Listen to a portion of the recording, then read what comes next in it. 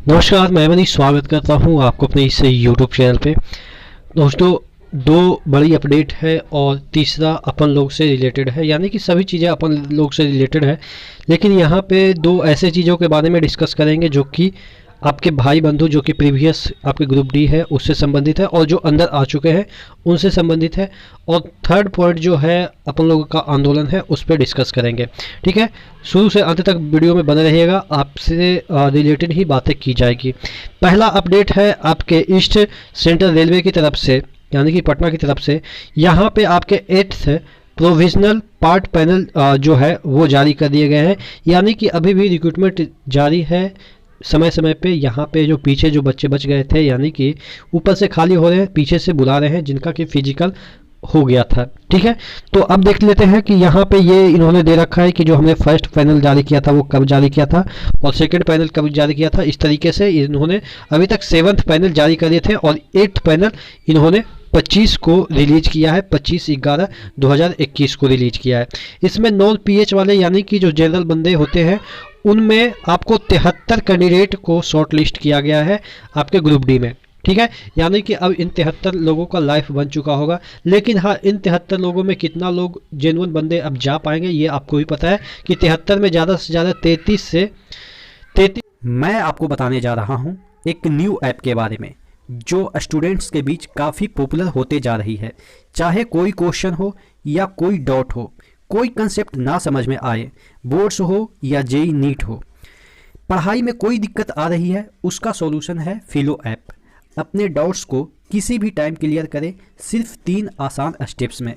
सबसे पहले play store या ऐप स्टोर से डाउनलोड करें, फिर अपने फ़ोन नंबर से साइन अप करें, अपने क्वेश्चन का पिक्चर लें या टाइप करके उसे सबमिट करें। फिलो ऐप आपको इंडिया के टॉप एक्सपर्ट फैकल्टी से 60 सेकंड के अंदर कनेक्ट कर देगा। यहाँ वीडियो ऑडियो के माध्यम से टॉप एक्सपर्ट फैकल्टी आपको आपके डाउट क्लियर करेंगे, जैसा एनिमेशन में दिख रहा है। तो दोस्तों, बहुत सिंपल है ना। अगर कोई डाउट है तो आस्क फिलो। ऐप का लिंक डिस्क्रिप्शन बॉक्स में दिया हुआ है। से 43 लोग ही जा पाएंगे, क्योंकि ये 2 साल आप देखेंगे कि फर्स्ट पैनल जब जारी हुआ था तो इसका डेट क्या था। फर्स्ट पैनल जब जारी हुआ था तो 26/6/2019 था। आप देखेंगे 26/6/2019, उसके बाद 26/6/2020 आया, उसके बाद 26/6/2021 आया, अब आने को आ रहे हैं 26/6/2022, यानी कि 2.5 साल तो ऑलरेडी निकल चुके हैं। 2.5 साल में ऐसा तो नहीं होगा उन बच्चों ने कहीं एप्लीकेशन नहीं डाला होगा, सिलेक्शन तो हुए होंगे। वो अलग बात है कि बदकिस्मती के मतलब कि इस दौर में क्योंकि कोरोना आने की वजह से हो सकता है कि बदकिस्मती उनकी रही होगी कि और फॉर्म नहीं डाल पाए होंगे, तो अभी भी पेंडिंग में चले होंगे। तो वहीं मैं बात कर देता हूँ कि 33 से 43 जो लोग हैं वो उनका बदकिस्मती होगा कि जो नहीं कोई एग्ज़ाम निकाल पाए। वो बदकिस्मती इसलिए नहीं कि वो लोग पढ़ाई नहीं किए, वो इसलिए क्योंकि बीच में कोरोना आ गया था। तो इस वजह से उन लोगों का चलो किस्मत खुला और यहाँ पे 73 लोगों में उनका सिलेक्शन होने को एकदम से पक्का है। और भी आपके ये जो 8th पैनल आए हैं, इसके बाद आपके 9th आएंगे, 10th आएंगे, क्योंकि आप देख रहे हैं कि जितने भी पैनल आ रहे हैं उसमें से 85% लोग जा रहे हैं। और अगर ये कोरोना ना हुआ होता तो इसमें आप देखेंगे कि 8th 9th पैनल नहीं, कम से कम तो 50 पैनल निकलता, क्योंकि उसमें टैलेंटेड बंदे जो है वो आपके सिलेक्ट हुए थे। जो ग्रुप डी आया था, क्योंकि उससे पहले कोई वैकेंसी नहीं था और टैलेंटेड बंदे एक बार कहीं सिलेक्ट हो जाते हैं, इसका मतलब ये हो गया कि वो अब उनका द्वार खुल गया और हर जगह वो सिलेक्ट होते, बशर्ते कि कोरोना जैसा कहर ना आया होता तो। ठीक है, तो ये चीज़ें थी आपके रेलवे ग्रुप डी से संबंधित, पुराना पैनल से रिलेटेड चीज़ें यहाँ पे दिख रही थी। चलिए, तो ये आपके पटना, और इसमें जिनका भी अभी भी लैग कर रहा है, जिनको लगता है कि फिजिकल मैंने क्वालिफाई कर लिया है, तो आप वेट करते रहिए, आपके इसी तरीके से 8 से 18 पैनल तक आ सकते हैं, मैं गारंटी लेता हूँ। क्योंकि इसमें से भी बच्चे नहीं जा पाएंगे, क्योंकि ऑलरेडी ये कहीं ना कहीं सिलेक्टेड हो गए, कहीं ना कहीं इनका कुछ ना कुछ प्रमोशन भी हो चुका होगा। ठीक है, ये हुआ फर्स्ट आपके इन्फॉर्मेशन। अब सेकंड इन्फॉर्मेशन की बात कर लेते हैं। जीडीसी से रिलेटेड है, आपके दक्षिण मध्य रेलवे यानी कि साउथ सेंट्रल रेलवे की तरफ से एक आपके अपडेट है। इसमें क्या अपडेट है देखिएगा। इसका एग्ज़ाम जो हुआ था 31 को हुआ था, 31 अक्टूबर को हुआ था और नवंबर में रिजल्ट आ गए हैं। यानी कि 26 दिन में ही इनका रिजल्ट आ गए हैं, और इनका रिजल्ट भी आ गए हैं, और इनका जो भी स्किल टेस्ट वगैरह है देखिएगा यहाँ पे टोटल कितने लोगों को जीडीसी के जो वैकेंसी होते हैं इसमें उस जोन के तमाम जो लोग हैं उस पोस्ट से नीचे यानी कि उस पे ग्रेड से नीचे है वो एलिजिबल होते हैं। जैसे सपोज आपके स्टेनोग्राफी के लिए निकला तो स्टेनोग्राफी का जो पे ग्रेड है उससे नीचे जितने भी लोग हैं वो अप्लाई कर सकते हैं, कोई भी डिपार्टमेंट का हो कोई फ़र्क नहीं पड़ता है। तो ये जीडीसी में वैकेंसियाँ आती रहती है। यहाँ पे देखिएगा टोटल यहाँ पे 20 कैंडिडेट को यहाँ पे देखते हैं, यहाँ पे 247 कैंडिडेट को यहाँ पे आगे प्रमोशन मिलेगा।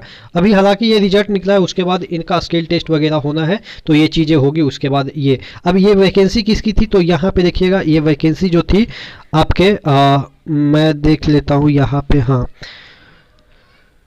ट्रांसलेशन टेस्ट के लिए इनको शॉर्ट लिस्ट किया गया है। आप कह सकते हैं जूनियर ट्रांसलेटर के लिए वैकेंसी थी, और यहाँ पे पोस्ट ऑफ जूनियर स्टेनोग्राफर की वैकेंसी थी।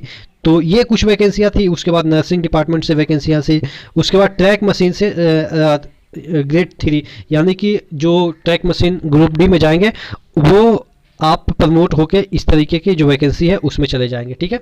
यानी कि अगर आप ना भी पास हुए फिर भी आपको कुछ समय लगेगा, 2-4 साल समय लगेगा, उसके बाद आप प्रमोट हो जाएंगे, ठीक है। तो ये सब चीज़ें इंटरनल चीज़ें चलती रहती है। अगर आप रेलवे में चले गए हैं तो आप मान के चलो कि चलो ठीक है, अगर आप कोई एग्ज़ाम नहीं भी निकालते हैं लेकिन आपको लगता है कि हम ऊँचा पोस्ट पर जाएँ तो आप अंदर ही अंदर जा सकते हैं। यहाँ पर ये मेरिट है, ठीक है। स्टेट में ऐसा प्रोविज़न बहुत कम ही होता है कि आपको प्रमोशन वगैरह मिलता है, लेकिन सेंट्रल में और सेंट्रल बशर्ते कि आप अगर रेलवे में है तो बहुत सारी अपॉर्चुनिटी आपको मिलती रहती है। जितना इसके वैकेंसियाँ बाहर नहीं निकलती है उससे ज़्यादा इसके वैकेंसियाँ अंदर निकलती है। आपको मैंने बताया था कि जो गुड्स गार्ड का आपने देखा होगा 520 वैकेंसी आपके कोलकाता जोन से निकले हुए थे, और आपने देखा होगा कि कोलकाता जोन से ओपन मार्केट में 205 वैकेंसी है। तो आप समझ सकते हैं दुगना तिगना से भी ज़्यादा आपके इंटरनल वैकेंसी निकलते हैं।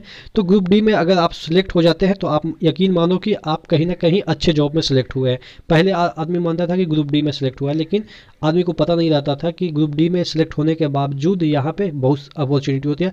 पहले इस वजह से अपॉर्चुनिटी जो है वो कम हो जाती थी, क्योंकि पहले ये होता था ना कि ये चापलूसी वाला काम चलता था कि आप ऑफिसर को 10 रुपया दीजिएगा, 20 रुपया दीजिएगा तो 10 नंबर बढ़ा देगा। वो सब सिस्टम ही अब खत्म कर दिया गया। यानी कि ऑफिसर आपके नंबर नहीं देंगे, आपके नंबर आपके मेरिट के अकॉर्डिंग होगा, यानी कि आप एग्जाम दीजिए उसके अकॉर्डिंग होगा। पहले तो क्या होता था कि पेपर भी लीक होता था, आपने देखा होगा कि प्रयागराज से पेपर लीक हो गए थे, ठीक है। तो अब वहाँ पे भी थोड़ा सा आपके कंट्रोल हो गए हैं।